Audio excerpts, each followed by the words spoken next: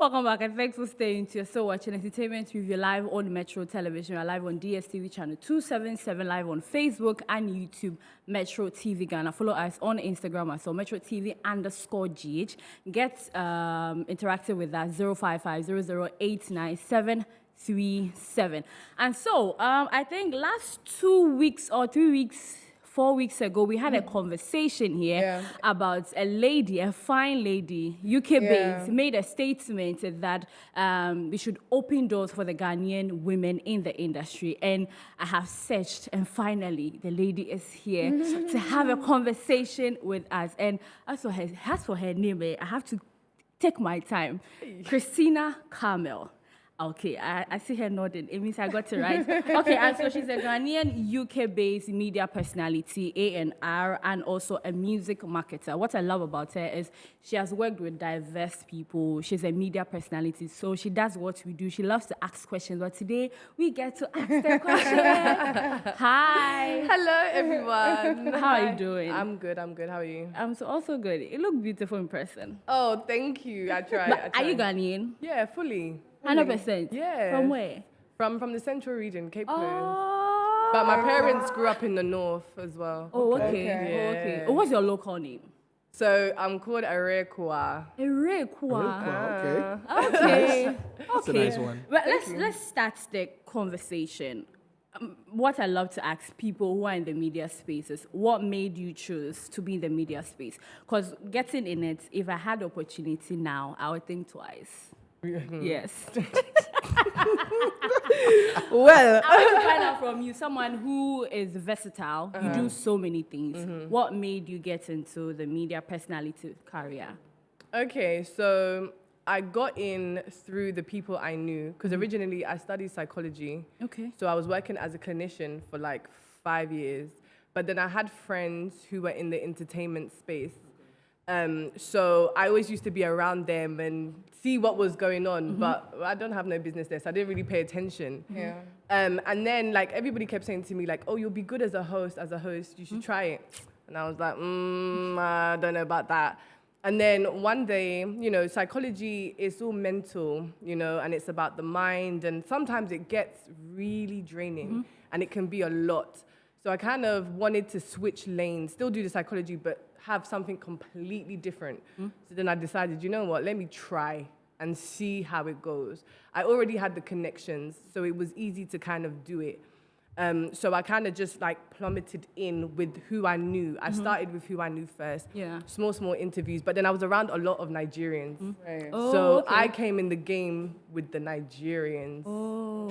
It was only very later on that I decided, you know what, I need to work with the Ghanaian artists and kind of push, because I'm Ghanaian. Right. I would be in a room full of like A&Rs, execs, label owners, all Nigerians, and I'd be the only Ghanaian in the room. Okay. So it would be like, I felt like, oh, it's like you're there, but you're just not there kind of thing, because the conversation is even bigger than you, because you know how this industry here is going. So I knew the conversation is bigger than where we are at. Yeah. So I kind of stayed there, because the Nigerian industry is a flourishing, it moves quick. Yeah. So Yeah. you could find your lane and your success rate would be so much quicker. So I kind of stayed there for a bit, and then it was like the conversation went like, oh, you're Ghanaian, or the Ghana industry, and I'm just like, okay, okay. And so then I said, okay, you know what? Let me dedicate my time to the Ghana music industry, and let's push our artists, because the Nigerians are already doing their thing. Yeah. So let me focus here. So that's how I got in, and this is where I am. And what is that strength that you found in you that helped you to excel? I'm a very determined person. Like, I won't take no for an answer. And I think with me, it's like one person has to do it. That's how I see it. Like, in my mind, like somebody has to do it. And I've already started, so why not just keep going? Because somebody has to make that change. Everybody's passing the baton to somebody else. Yeah. But some people have to stick to it and stay with it. And I think that's what kind of keeps me going, because you see where the gaps are and you want to be the one to kind of fill those windows, but then also get the support to do it.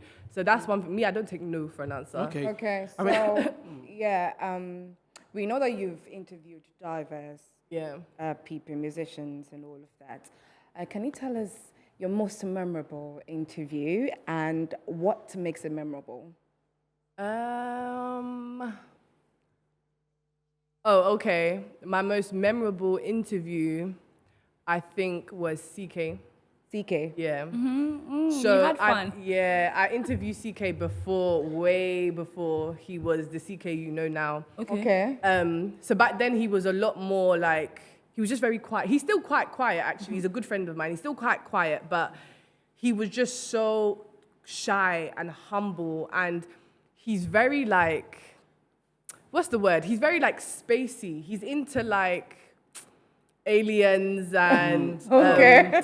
what's those things like? Interesting. Then he loves to watch Star Wars. Yeah, like he's into sci-fi and Okay. so he, as the interview was going, he got really deep, and it was just like I felt like I was going like I was in Mars. Yeah. He's so okay. different to. Right. At the end, I was like, wow, and he was like talking about like getting married. To actually, funny enough, he shot a documentary video here in Ghana, where it's like he gets married to an alien woman or something. I said, well, okay, wow, sure. That must be really weird. Very weird. Like, how did you feel, basically? The one thing I was so surprised because it then gives you a sense of the type of person he is. Right. So I was just like, oh, you're really like different to how we like everybody would think you are. Yeah. I was like, okay. Sure.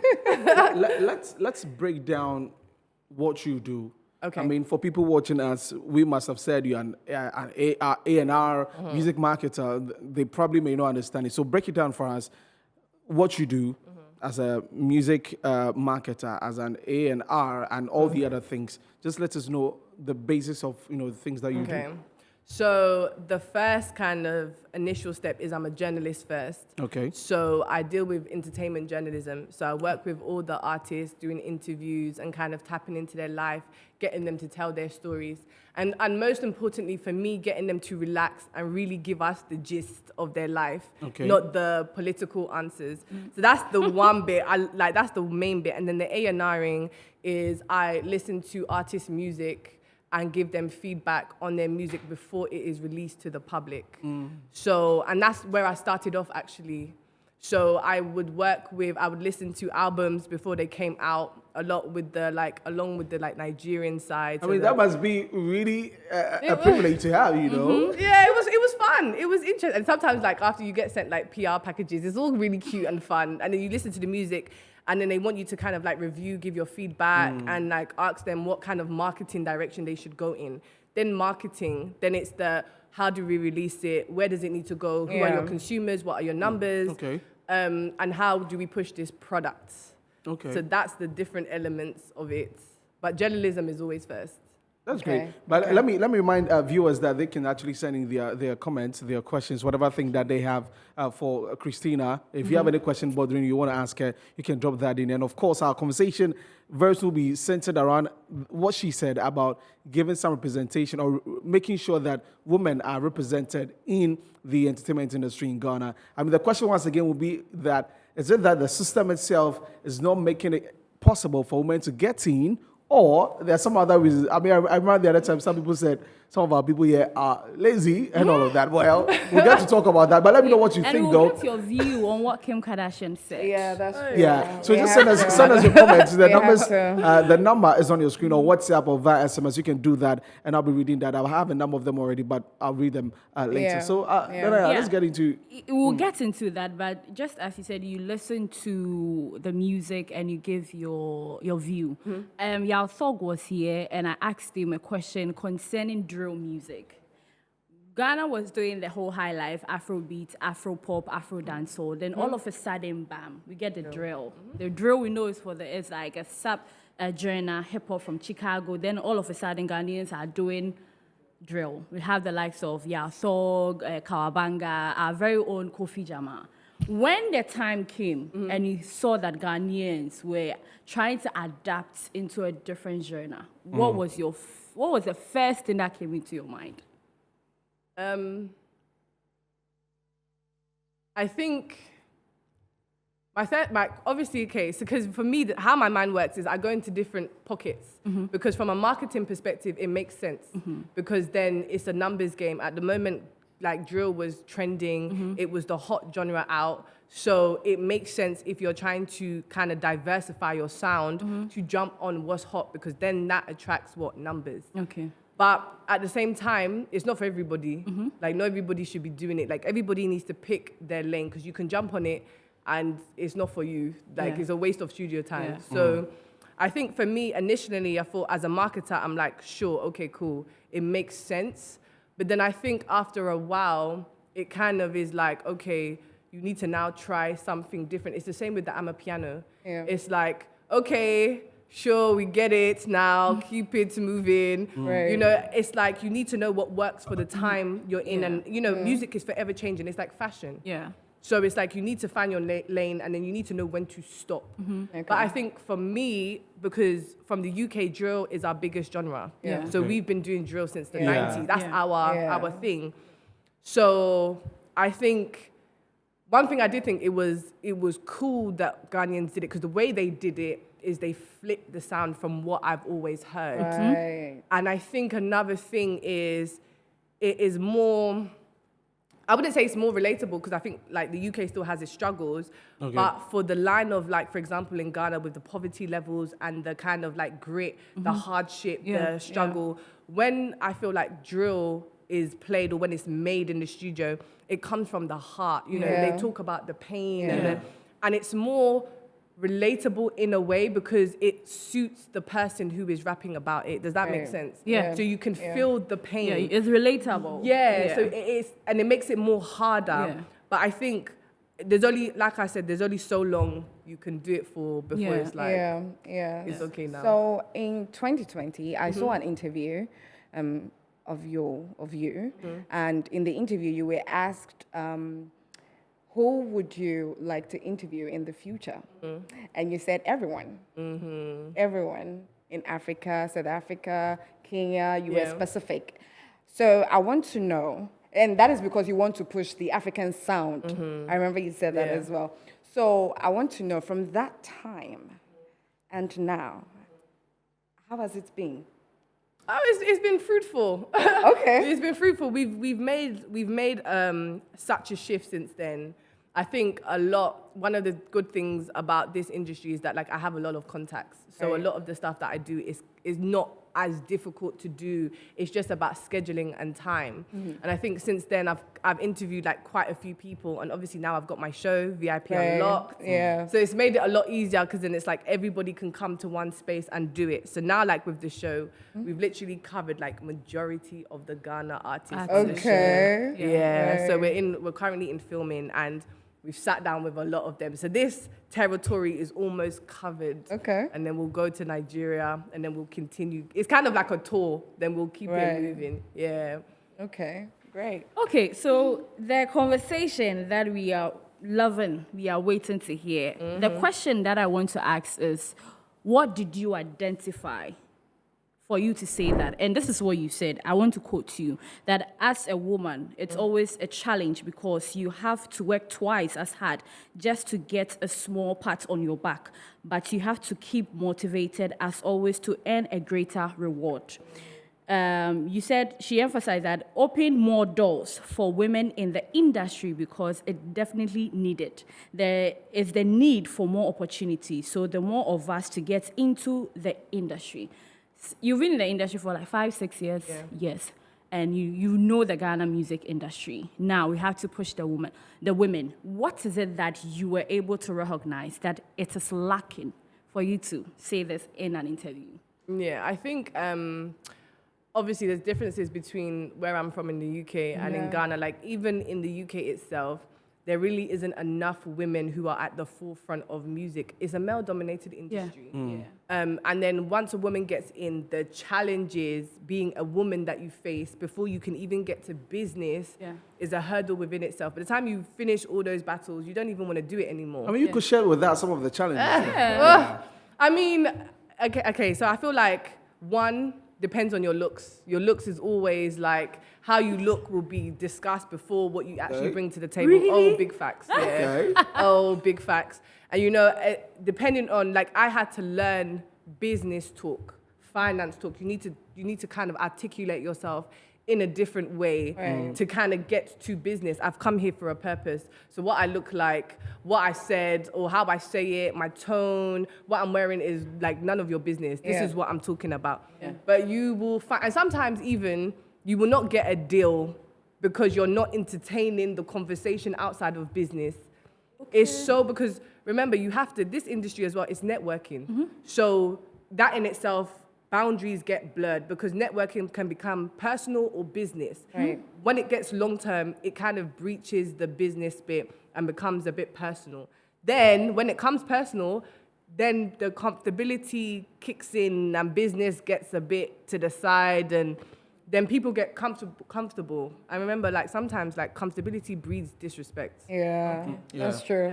So it's that fine line. So that is one of the things that you have to kind of like, and I always say to girls when they say they want to get in this industry, I say like, you need to toughen up, and you kind of have to have the mindset of a man almost, and you have to be, unfortunately, you do have to kind of be aggressive. It's so, but then still be cute and soft, and it's all of that, like trying to adjust, because when you go to a meeting, it's going to be men that you're going to see. When you go to the studio, if you're an A&R and you have to go to the studio, there's going to be men, there's going to be sometimes liquor, there's all sorts that happen. So you really have to kind of like adjust your mindset, and like you have to know how to play. It's roles. You know how to play like different roles on different days. So that's one of the challenges. And then I think because of all of that, a lot of women don't even want to bother to kind of get into the industry because it's long. And you know, the industry is not glamorous. It is stressful. It's not glamorous. You can relate. It's not glamorous. It's so stressful. There's so much that goes on before the photo shoots and the this and the that. Like, there's so much that actually goes on. So I feel like, and then it's like, sometimes as well, unfortunately, you have like men who will feel like, I'll rather work with another man because like you're a woman, like, well, what opinion do you really have? Oh yeah, I hear you, but you two, you be cute and sit down and keep quiet. That is just so many things that happen that, so then I always say like, one thing about me is like, let your talent talk, let your talent do the work for you so that you don't have to talk too much, because it's the talking too much that just will mess you up if you don't have the right mindset. So just let your work speak and then like take it from there, because once you have value, nobody can deny you. Don't you think that this poses some sort of like, it creates a situation where women would have to go harder and, you know, more than even the men they are around? Because then you're not going to get where you want to get to any faster. Especially because if the people behind the opportunities are men and they don't see your value, you're finished. So it's like you're going to have to prove yourself. That's why I said like your talent and your worth is undeniable. If you have it, you cannot deny me my right because I know what I bring to the table. So then it's like, after that, what type of conversation are we now having? Because you need, like, it's almost a point where like you need me because of my value and what I bring to the table. So now like you adjust yourself before you come over this side, because you'll have all, like, women, we suffer. We do. I want to know what, as a music marketer, what does the American and the European markets expect from an artist when an artist drops a song? Professionalism. Okay. Professionalism. Like, once you drop music, there are steps you need to take. Like, obviously now being here, I kind of understand why certain artists sometimes just want to drop music and then that's it. They just want to go back into their house and in their corner. Why? I say that because, I mean, some of the press runs and the interviews I've seen, you'll go and sit down and it won't even be about music after you've dropped a project. So then why am I sitting here? And it's about the other side instead of the, And obviously sometimes it's all a numbers game. So sometimes like controversy and like drama can contribute to numbers. But imagine if I've sat in the studio for how long, like a year and a bit, and the project is out. And then I come and do interviews, and you're asking me about who I'm dating. Oh, who I'm Like, which artists are you talking about? there's a lot. There's a lot. I know what she's talking about. And it's true. I'm not to blow my own horn, but I interviewed EO last year, just behind me. And the first thing he said was that he has actually gone for 2 interviews that he felt that he just wanted to walk off. Yeah. And when he started here, we're talking about bar 6. Gearing towards his show. And he's like, these are the questions I'm expecting when I go for an interview. Not who I'm dating. I traveled to America. What did you go and do? Where are you taking your next vacation? No, it is what is propagated in the Ghanaian media space. Well, of course, they'll talk about the consumers. I mean, people want to hear that. So you have to pay the consumers. But you know, me and you, we have this conversation always that. And I'm always passionate about pushing Ghanaian music. And so if it's not about music, I don't know why we should talk about who you dated, who you slept with the other time. Yo, it doesn't add up to anything. Here, I want to understand certain things, how certain things work. For example, Steph London is one amazing girl. She was treading on a different path. But lately, since we had the likes of Ivorian Door, Miss Banks, Darko, it's like Steph has changed. Or is it a marketing strategy? I think with Steph, from what I'm seeing, she's trying to tap into the American market. We've seen her with like Diddy. She's gone to she's with the City Girls. So I think she's going that way. And I think obviously that relationship that she was in has obviously helped her to move that way. And it's a more lucrative way because sometimes like the UK industry as well, it can be quite boxy, especially if they don't really understand you. It's quite cliquey and stuff. So if you're one of those people that you stay with, and a lot of people are like this, where they only want to stay with their day one friends, like 10 years past. So if you're not now coming to do the social clicky, you have a place, which is your music will give you a place. But other than that, if you're not socializing, the UK can be boxy like that. So her going into like the American market where really there's more money anyway. But then that requires you to dress differently, behave differently, because you're with you're bambering with the big boys. So it's a different kind of lane. Christina, we've got a few minutes to wrap up. Now, we are trying to push Ghanaian music to the rest of the world. We saw Kidi Kwame, Eugene Adio, a number of artists are going around. What do you think, from your experience, should we be doing as a country or as artists to further push the agenda to the rest of the world? And by your observation, what do you think we are not doing right? Everything, please. Thank you. Everything. Do you know what? Now that I've been here and I'm really doing the groundwork, there's so many things we need to change. So many things we're not doing. One of the biggest things for me is there's no togetherness in this industry here. It's every man for themselves. And when people try to literally do things to come together, then it's like, I'll call you Tuesday, you call, no, Wednesday, I'll call you. And it's like everybody's just doing their own thing. That's one big problem because the Nigerians, sorry to compare, but... Oh, you feel free. They treat each other... He's angry, but feel free. But they literally treat each other like brother and sister. The way they support each other, it is out of this world. Like, even if you have an issue with someone... They will still like post you small or whatever. They don't want to talk to you, but they'll still post you. The support is there. Like here is every man for themselves. That is one of the biggest things. Just being competitive. How do you grow? Like how do you grow as an industry if we're not moving together as one? So that's the biggest thing. And then there's like professionalism, and then there's marketing. Like do the right marketing. Make sure that your manager has like basic business studies too, because this is a business. It's not like go to the studio and you can dance and everything is okay. Like there are so many fundamental like things I think need to change. But one of the biggest things is we need to change our mindset. It starts from us. Like we need to clean up our mindset first, get our mind right so we're all on the same page, and then we can move. Because I feel like everybody's just doing something different. Everybody's on a different page. Let me just read the messages and then we wrap up. This one says that awards should be based on individual prowess, not affiliations. And hi guys, I'm Michael from Awashi. Please, I think the show should be repeated in the evening because some of us go to work and can't watch it during the day. Okay, it's repeated on Saturdays at 1. Hello, I'm Iman from Accra. Few Music is telling us that the artist is not getting anything, but rather Boomplay promotion. That's a shame. And Ghana Music Awards is full of corruption. I can imagine how much upcoming artists invest before winning this award, and they'll go home with nothing. Okay, those are the comments. Okay, yes, very interesting This interview comments. should have been yeah. 1 hour. It should have been a Should have been 1 a 1 hour. Yes. And I hope you are not leaving very soon. No, I'm here. So I'm you here. come You are back here. again. That's- Yeah, you that's ought good. to. Thank you very much But for your coming final through. message, Yeah. anything you want to say before you go? Let's just come together. Now, my biggest thing is let's just come together and let's really work to build this industry because we have the potential. And remember, everybody comes to us to do their music. Right. Let's just remember that.